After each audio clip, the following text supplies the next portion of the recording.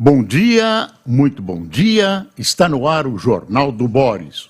O Jornal do Boris é um sobrevoo pelos principais acontecimentos do Brasil e do mundo a partir das primeiras páginas dos jornais.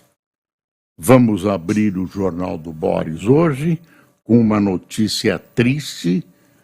Aconteceu nesta madrugada a morte do músico Caçulinha, Rubens Antônio da Silva, mais conhecido pelo nome artístico de Caçulinha. É um multi-instrumentista e compositor que nos abandona. Você lembra que durante muitos anos ele participou do programa do Faustão aos domingos e foi uma presença constante nas casas dos brasileiros. As informações são de que ele sofreu um infarte, morreu aos 84 anos de idade, deixa eu confirmar a idade dele, 86 anos. Caçulinha, além de competente, era uma figura extremamente simpática, eu conheci, conversava com ele numa das esquinas da vida, sempre parava num posto de gasolina que ambos frequentavam com outro grupo de notívagos e da cerveja que fluía de uma loja de conveniência, a gente conversava e aí ele demonstrava todo o seu espírito alegre, a sua simplicidade, né, real. Não era o profissional da simplicidade, da sua simplicidade real, seu amor pela música, pela vida e pela humanidade. Repouse em paz, querido Caçulinha. E outra notícia de saúde, Silvio Santos está internado novamente no Hospital Albert Einstein. As notícias a respeito do estado de saúde dele são contraditórias, mas a informação oficial vem do SBT. O SBT diz que ele está internado para exames de rotina. Na semana passada, Silvio também foi internado e teve alta.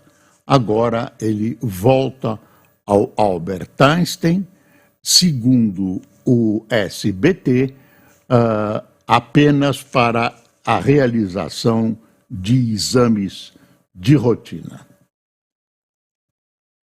Olha aí a manchete do Globo. O governo quer evitar ações contra a INSS e economizar 225 milhões. Serão convocadas 170 mil pessoas que tiveram aposentadorias ou pensões recusadas, mas podem ganhar direito na justiça. E dizem que tem muita fraude nessa história. Muita fraude nessa questão de todas as previdências, né? Então, isso tem que ser, já devia ter sido revisado. Vai haver uma revisão, não se sabe exatamente quanto o governo vai economizar, mas isso revela também, claro, é normal que o governo fiscalize pelo bom andamento, né, para evitar fraudes, para coibir fraudes, né, para castigar os fraudadores, mas mostra que existe essa sanha arrecadatória do governo Lula num momento difícil, que é a confirmação de toda essa reestruturação, de todas essas modificações que o governo pretende fazer na economia, já está fazendo na economia, mas precisa ainda de uma confirmação na prática. E o quadro, neste momento, não é bom. Falando em Lula, o presidente está no Chile, vai passar 2 dias, conversando também especialmente com o presidente Boric, o assunto era uma viagem marcada antecipadamente para discutir as relações entre Brasil e Chile, coisas formais, relações culturais, etc., etc., assinar acordos, mas se transformou numa viagem importante na medida em que há a crise da Venezuela na América do Sul e o Boric tem uma posição oposta à do Lula. Lula não definiu, está com um pezinho a favor do Maduro, outro mais ou menos esperando, e o Boric já sentenciou e teve seu embaixador expulso. Então agora eles vão conversar. Existe um movimento na América do Sul para mandar um pessoal, para mandar alguns embaixadores conversarem com Maduro, para ver se acertam alguma coisa. O fato é o seguinte: o Maduro distribuiu o poder. O poder está pulverizado por milhares de generais. Fala-se em 2.000 generais. Então, o poder, e quando eu falo poder, não é só o poder tal como a gente conhece, mas é a grana, né? Quer dizer, existe um grande condomínio que suga o sangue econômico da Venezuela, e aí estão os militares, e ninguém quer largar o osso. Ninguém quer largar o osso. Então fica muito difícil, nesse quadro em que o exército está com Maduro, você obter algum sucesso, você obter algum acordo. Um acordo seria garantir a Maduro que ele não será preso. Agora, você tem outros X mil generais e outros funcionários dedicados, leais ao regime de Maduro, que também precisam sobreviver e que também têm uma participação nesse condomínio. Então, a visão que se tem hoje, a não ser que surja um fator novo, é de que Maduro não vai querer largar o osso. Não vai querer um acordo para sair e entregar o governo para uma nova eleição, ou sair da Venezuela, ou, enfim, abandonar o poder. Não vai querer largar o osso, porque é um osso muito rico, que dá bem-estar, que dá vida boa para milhares e milhares de pessoas. A não ser que você tenha conflitos de rua, que você tenha, como o Maduro falou, um banho de sangue, e nesse momento talvez isso motive algum setor das Forças Armadas. Caso contrário, não há chance. É muito difícil quando você faz uma análise do que está acontecendo lá. Você vê o quadro atual, a atual perspectiva, do atual ponto de vista, da atual perspectiva, fica muito, muito difícil imaginar que ele possa concordar em entregar o poder. Deixa eu ver aqui. Olha aqui, a Folha. Judiciário vai ter 3 bilhões e 840 milhões a mais para gastar em 2025. Olha, tem se repetido aqui, eu não chequei esses fatos, mas tem se repetido aqui a informação que o judiciário brasileiro é um dos mais caros do mundo. O judiciário e o executivo. Ainda precisa checar isso, mas essa é uma informação que percorre o Brasil de ponta a ponta todos os dias. Valor extra é resultado do arcabouço de Haddad aprovado no Congresso. Folga deve bancar reajustes salariais.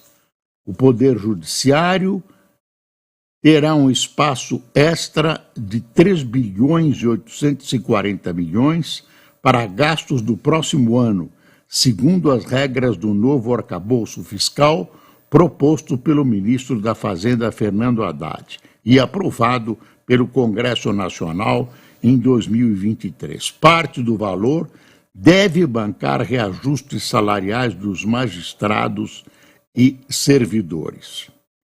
Claro que essa discussão, essa questão é muito mais extensa do que a notícia da Folha, mas é bom lembrar uma coisa que é uma regra da boa política.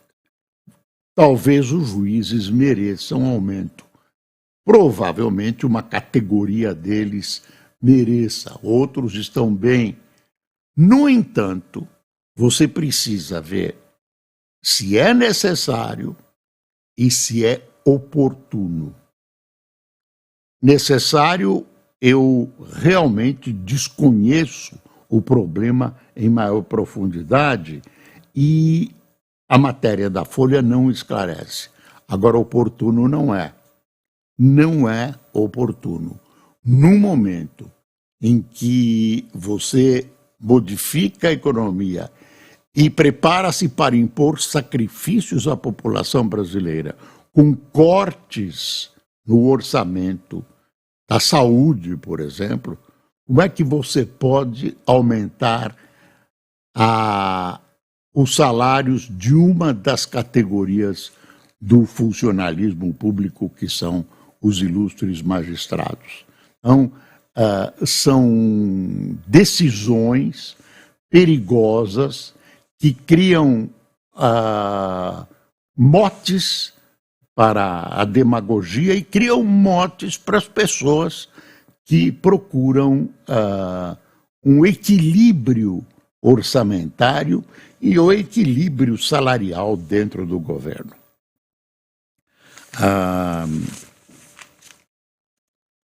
Hoje, na Olimpíada, né, tem um novo encontro aqui entre a norte-americana Biles, né, e a brasileira medalhista. Eu estou procurando aqui, será que não está na primeira página do Globo esse encontro? Né? Não ouvi. A Rebeca Andrade, sim. A Biles e a Rebeca Andrade se encontram de novo numa outra variante da ginástica que elas praticam. Então, é agora de manhã, viu? É agora de manhã. Mais uma chance. Agora a Biles está... As duas estão com queimando energia, né? Esbanjando energia e esbanjando capacidade técnica. Eu acompanhei no fim de semana, claro, pela televisão, e vi coisas impressionantes. E que me impressionou? Futebol brasileiro feminino, parecia impossível, ganhou da França por 1-0. O mesa-tenista brasileiro, Cássio, me ajuda, Calderano, ele se desequilibrou psicologicamente, teve derrotas que ele não esperava ter e perde a disputa do bronze. Ele estava, segundo quem testemunhou a partida, absolutamente irreconhecível. Teve uma partida de tênis que envolveu o tênis mundial com o Novak Djokovic, que já tem 37 anos e conquistou uma medalha que ele não tinha, é a medalha de ouro. Foi disputada na quadra de Roland Garros, e não é Garros, não, é Roland Garros, e ele derrotou o jovem e promissor Carlos Alcaraz. Carlos Alcaraz, eu não sei como é que ficou Carlos Alcaraz, que está muito acostumado a ganhar, mas deve ser uma derrota que abate qualquer pessoa. Então as Olimpíadas estão aí, muita coisa. Olha aí, o Djokovic também aqui no Globo, ó. Grande importância para esse jogo de tênis. As meninas brasileiras ganharam da Polônia no vôlei. Enfim, tem muita coisa acontecendo. Teve competidor que ficou doente depois de ter mergulhado no Sena, né? 2 ou 3 pessoas que mergulharam no Sena tiveram como prêmio uma bactéria, etc. Dizem os franceses que não tem nada com o Sena, que a bactéria, enfim, está lá, milhares de pessoas, que o Sena está limpíssimo. Olha, hoje o Senado volta a trabalhar, não, a Câmara volta a trabalhar, o Senado prorrogou por mais uma semana a folga dos senhores senadores. Ninguém é de ferro, né? Ninguém é de ferro, e também não está acontecendo nada, enfim. Olha, marco temporal terá audiência de conciliação no STF. Símbolo da tensão entre poderes, o tema do marco temporal das terras indígenas volta para a agenda do Supremo Tribunal Federal. Primeira audiência de conciliação está marcada para esta segunda-feira. A reunião já começa com incertezas sobre o prosseguimento da solução consensual das negociações, visto que há resistência de associações indígenas sobre a negociação e dúvidas da Advocacia Geral da União sobre a validade do acordo, a depender da extensão do pactuado. Então você vê que as duas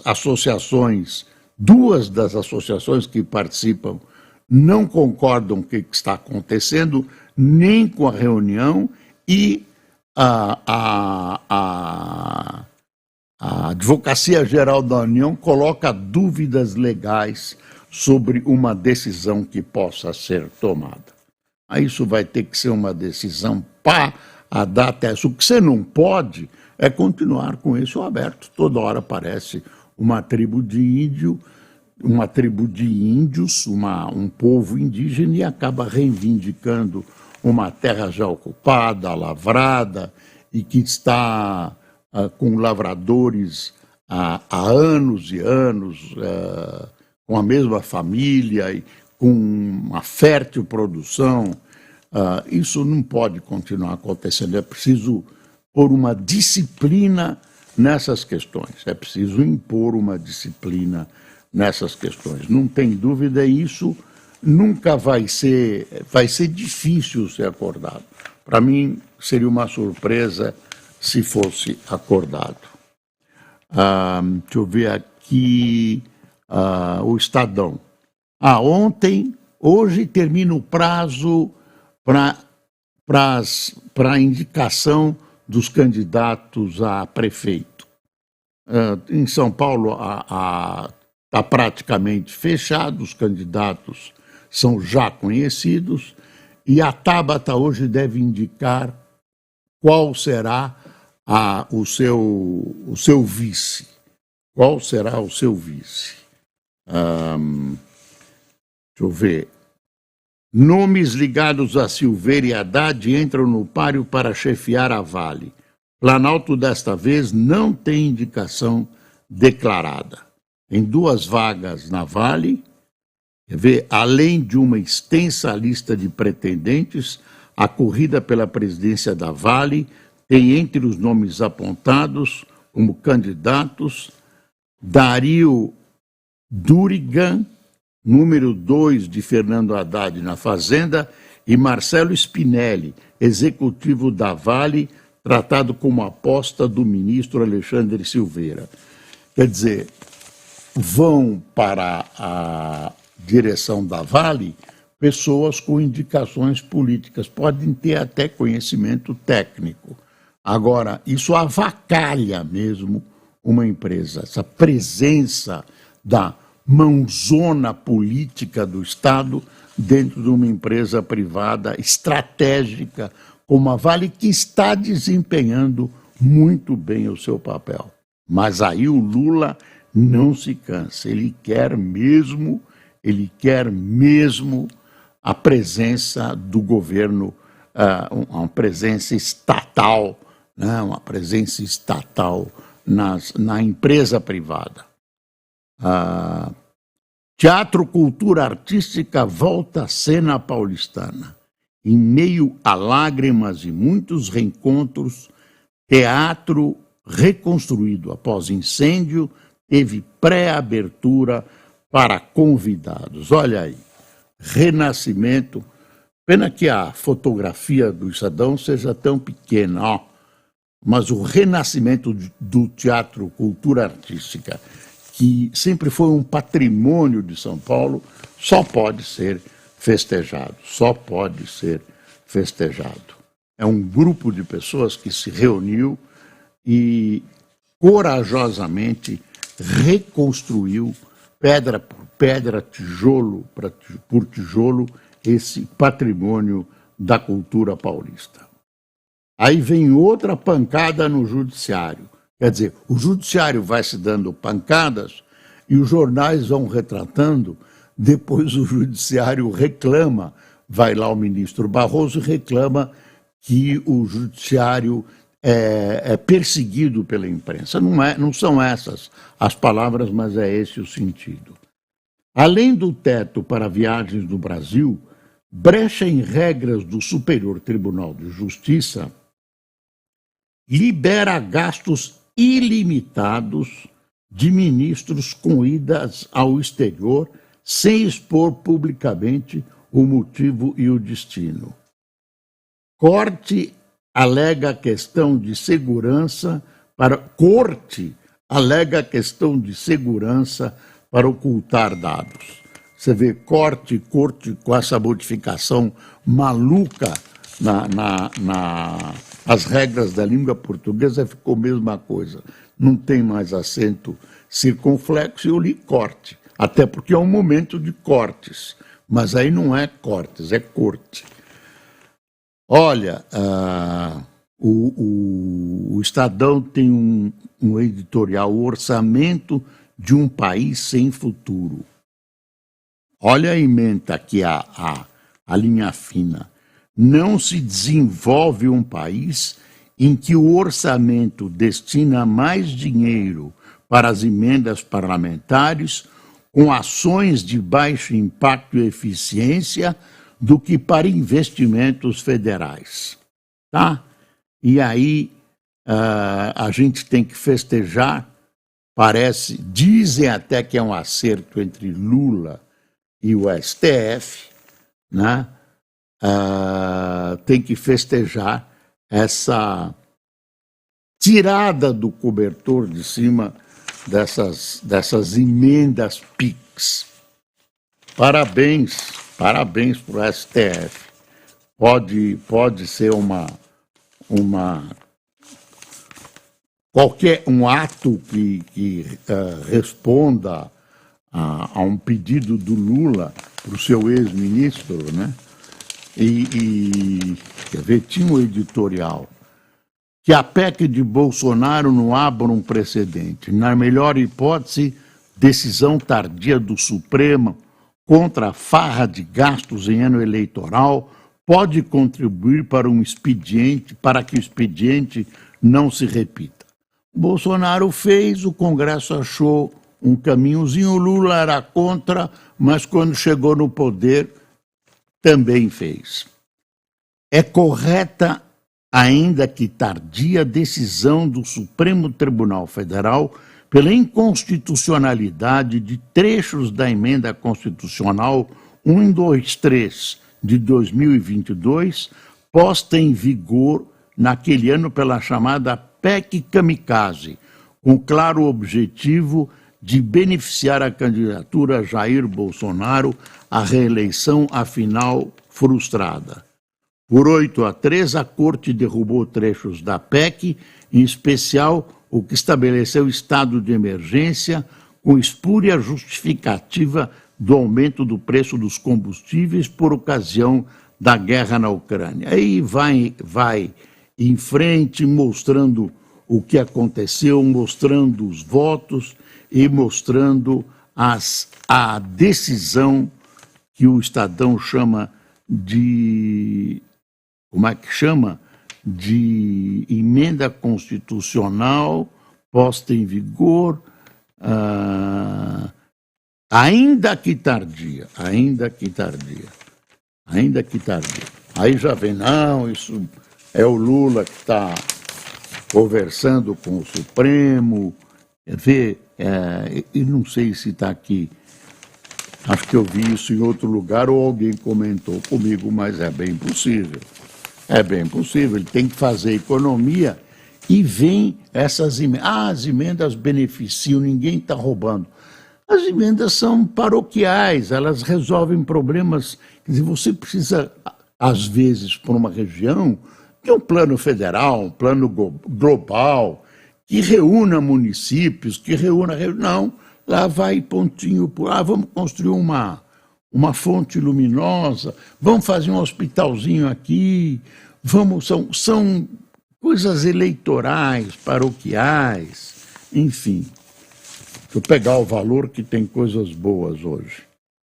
Demografia exigirá novos ajustes na Previdência, aponta Banco Mundial. Estudo mostra que sem mudanças no sistema em 2040, a idade mínima teria que subir para 72 anos. Idade mínima não vai dar, né? Você só se aposenta com 72 anos, se chegar lá, né? A ata política quer acelerar a indicação do presidente do Banco Central. Integrantes da política do governo planejam costurar um pacto com líderes do Congresso. Olha, Israel está à beira de uma guerra com o Hezbollah lá no sul do Líbano. A embaixada brasileira, por exemplo, já advertiu os cidadãos brasileiros que devem deixar imediatamente o país. Outros países estão fazendo o mesmo. Israel abriria uma nova frente de guerra. Isso é a promessa do Hezbollah contra o assassinato do líder do Hamas, Haniyeh, em terras iranianas. Estava fazendo uma visita ao Irã, agora surgiu uma nova versão. Tinha uma versão de que houve um bombardeio de Israel. Depois veio a versão de que havia uma bomba já instalada há meses na casa. Isso foi do New York Times. Agora veio uma nova versão dizendo que foi um míssil. Foi um míssil que atingiu a casa em que ele estava e o Irã culpa Israel. Tem um problema que é um problema gravíssimo de saúde pública. Após 14 anos, fim de lixões segue distante. A imprensa tem explorado isso, a gente tem que falar mais, né?